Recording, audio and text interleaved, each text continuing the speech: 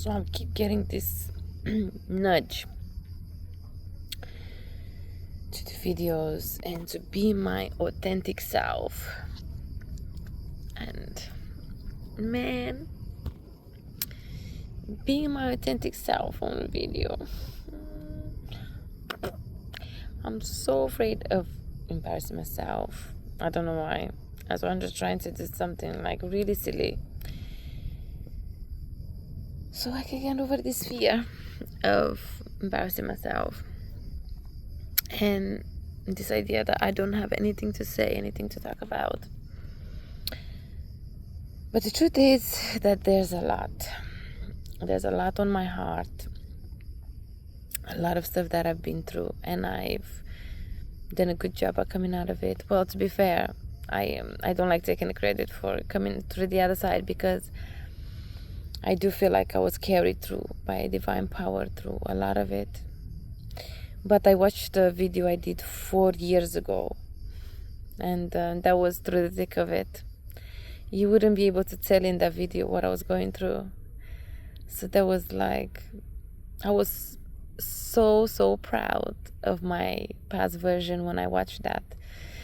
That I did think more seriously about doing these videos, because I would love to watch myself 5 years from now and look at this version of me. So yeah, I think these videos aren't a lot about views and followers and people following me or somebody liking this, but me seeing in 5 years from now, in 4 years from now, this version of Adina. Yeah, that would be wonderful. So for something to talk in this video that matters, in case somebody is listening, in case I need to remember how things were, how things went. I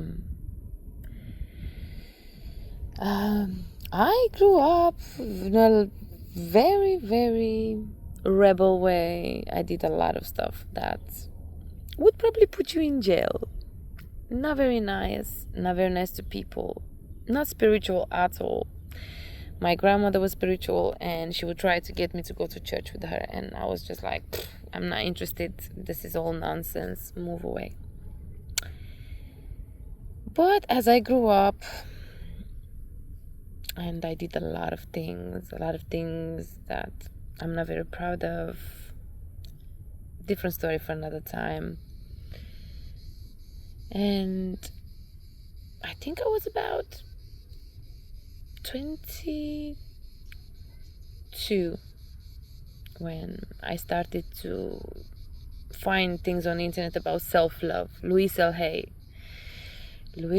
was my first spiritual teacher, and she would talk about loving yourself, and so I was like, okay, yes, that makes sense. And I started to love myself. I changed jobs and took a big leap of faith, and it all worked out very well, but still very much asleep, just dabbling in it. And then Abraham Hicks came, and again Abraham Hicks, much deeper. My partner at the time was not interested in any of it, and I really wanted somebody to talk to about it, and he wasn't having it. So it was a lonely journey, because I wanted to talk to somebody about all these new things that I'm learning, and there was nobody there that wanted to listen. He wasn't interested, and I didn't have anybody else other than my online friends from the similar Abraham Hicks groups. So me and my partner were together for like 7 years until we had our child, and then we broke up when my child was 2 years old. It was a very dark night of the soul kind of situation. A lot of things were going not very well, and it was impossible for me to be in a high vibration. I still knew the teachings, and I still talked about them, and looking back at it, back then I used to think, oh, there's no energy moving, like I'm failing, but I wasn't giving myself any grace. I was going through such hard things, and just the fact that I would get myself into a neutral state, where I wasn't in a negative state, I wasn't in a positive state, I was just neutral. that helped. I couldn't see it at the time. I thought I was failing, but really it was very powerful for what I was going through, just to be in a neutral state for a little bit, give myself a bit of breathing time. And it took a few years, I think, to after dad died, and more things happened. And in 2024, for the first time, I started to see some real change. My heart chakra opened, and that was my first ever true spiritual experience. So I followed Abraham. I got some high vibration stuff. I would talk myself into a high vibration, and I would feel good for a little bit, and if I kept the thoughts up, like, it would be fine. But what happened to me in 2024? My heart opened, and I didn't try to think positive. Actually, there was zero thoughts in my head. I had no thoughts whatsoever. And I was just in this bliss, in this... I felt like I was swimming in God's love. It was so powerful. Like, I felt so blessed. I felt so lucky. I couldn't believe this was happening to me. And I didn't feel very worthy of it, to be fair, because I felt like I didn't work enough. I wasn't meditating at the time, and I wasn't working on my mentality. So I truly felt like I don't deserve to be there. And that state, I did come out of it, and it became just a memory. But the time I was there, that sent me on a seeking again, on a journey to seek again. And that was in 2024. And now in 2026, this is the first year that I opened my heart chakra. The divine. But it was more conscious, it was more deliberate. And I do feel like I had something to do with it. First time it just kind of happened to me, and I was like, what is this? Took things by surprise, didn't know how to handle it. But this time it was deliberate, and I was like, okay, I know what this is now. So I'm very grateful, because 2 years I was fighting my way back, but I couldn't fight my way back. So in the end, I just gave up. I was like, well, you know what? It's just not going to happen. My heart is going to stay closed now, and it's just what it is, what it is. It was an experience. Maybe it will happen another lifetime. But as soon as I gave up, then yes, my heart opened, and it was wonderful to feel God's love again in my heart. And now I just have it. So all I have to do is just think something that's positive, and my heart just vibrates that love.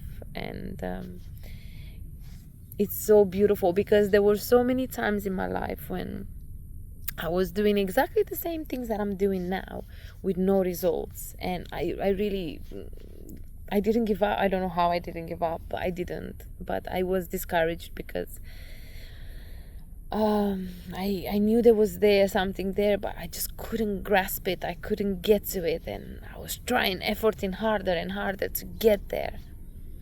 And it wasn't until I just give up, let go. I let go of the effort in the trying. And of course, it's such a cliche, because we hear this in the spiritual groups: let go, let it go. And of course, I would say to myself when I was in those states, oh, I'm just gonna let go. But I couldn't. There was something in me that was still holding on to that desire to feel that love. And it took time. It took time for me to truly let go, to be like, you know what, I'm okay, whether it comes or not, it's fine. I made peace with it. I'm grateful that I got to experience it for once in my life. And I made peace with it, and I let it go. And I'm now in a place where my heart stays open most of the time, and all I have to do is just do a bit of affirmations. I'm doing some visualizations, and I do have some techniques that I'm doing. The plait, the braid, I'm working with a group of people, and we're all working on some visualization techniques, and it's helping keep this state for longer and longer. So there are some techniques that I'm using, and they are working really well. But what I wanted to say is I use techniques as well when I was in that very low vibration, like grief, despair, and yeah, there wasn't much movement there. Nothing much was happening. But that was because it was the season of grief. It was the season of loss. And, God says life comes in seasons. And you just have to let go and accept that that was my season of suffering, of grieving, of knowing what true pain is. Because now that I'm back, it's like, yeah, I understand pain, and I want to help. I want to help people that are going through pain, and I wouldn't have had this heart's desire unless I would have gone through it. And it's just like you come up through the other side, and all you want to do is go back down and give a hand to somebody else, because yeah, you just know what it's like. So, future me from 4 years from now, this is where we're at. There might be some more videos, there might not be, but nice to get it out of me. Have a good